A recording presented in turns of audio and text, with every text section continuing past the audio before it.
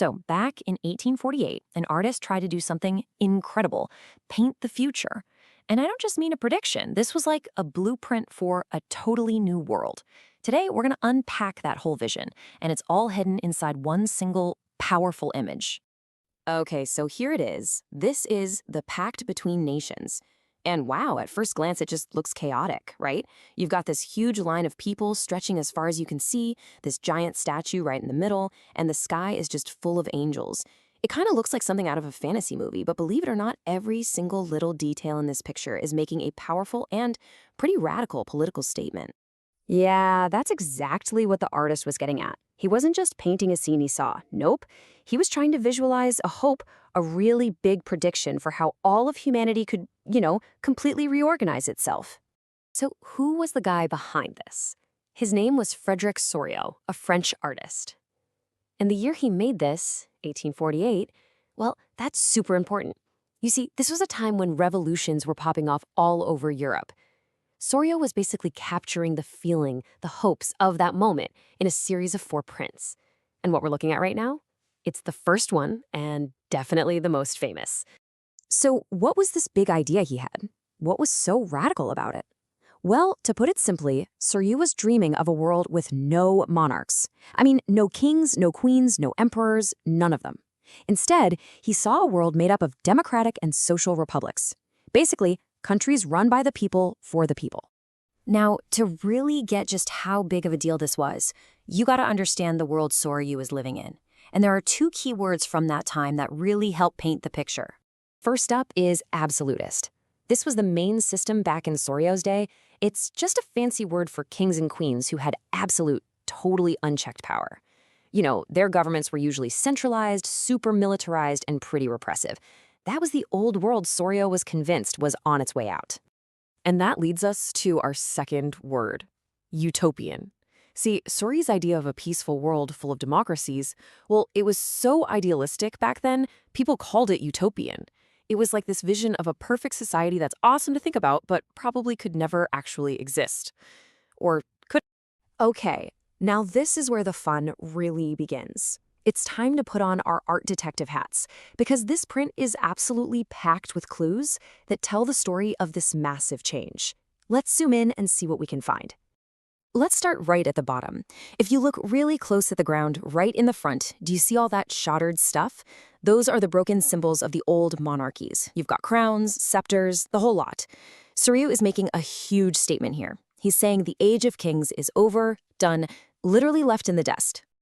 And then, rising up from all that rubble, we see what's taking their place. It's this figure of liberty, shown as a woman. Now, this was a really powerful symbol that came straight out of the French Revolution. And Sorrieu puts her right at the heart of his new world, almost like a lighthouse guiding everyone forward. And check out what she's holding. In one hand, you've got the torch of enlightenment. That's all about reason, winning out over superstition. And in her other hand, she's got the Charter of the Rights of Man, which is basically a declaration of everyone's fundamental rights. You could say these are the 2 pillars of this new world he's imagining. Okay, now I want you to look up, way up above that big parade of people. See that? In the sky, Sorrieu has painted Christ, saints, and angels. And they're not just hanging out up there. They're looking right down at everything that's happening, almost like they're giving it their blessing.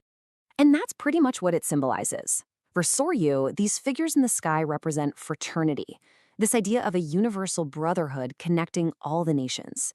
It's almost like he's saying, hey, this new world of peace and unity, it's got the divine stamp of approval. All right, let's get back to the main event here. That long, winding line of people sneaking its way across the picture.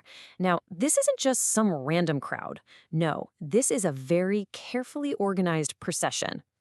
What Sorrieu is showing us are the people of Europe and America, all marching together.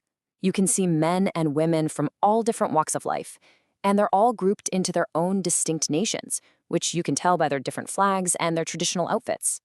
And the order they're marching in is super important. Right at the very front, see how they've already passed the Statue of Liberty? That's the United States and Switzerland. And that makes sense because they were already republics. Following right behind them is France, carrying its revolutionary flag. And get this, right here you see Germany, holding a flag that stood for liberal hopes, but a single unified German nation didn't even exist yet. So this isn't just a parade, it's like a timeline of freedom, with some countries already there and others, he hoped, following close behind. So when you step back, you've got this incredible painting of a beautiful, peaceful, democratic world. But was this all just an artist's fantasy? A utopian dream? Or was Soryu actually picking up on a real historical movement that was already starting to happen? Well, it turns out Soryo wasn't just dreaming this up out of nowhere. His art was the perfect picture of a powerful new idea that was sweeping across Europe: nationalism. This was the pretty radical idea that people who all shared a language, a culture, a history, they weren't just subjects of some distant emperor. No, they were a nation, and they had the right to govern themselves. And the end result of this whole nationalist movement was huge. It led directly to the rise of the nation-state, the kind of countries we have today. Those old, sprawling empires ruled by one family started to fall apart, and in their place you got new countries like Italy and Germany. So in a lot of ways, Soryu's dream was actually starting to come true. And that kind of brings us all the way back to today. Think about it. Soryu's vision really had two big parts. First, the idea that independent nations would rise up, and second, that there would be a peaceful brotherhood between all those nations. Now, the first part, yeah, that pretty much happened. But when you look around at our world more than 175 years later, you have to ask, what about the second part? Have we actually achieved that dream of a global fraternity? Or is that idea still as utopian today as it was way back in 1848?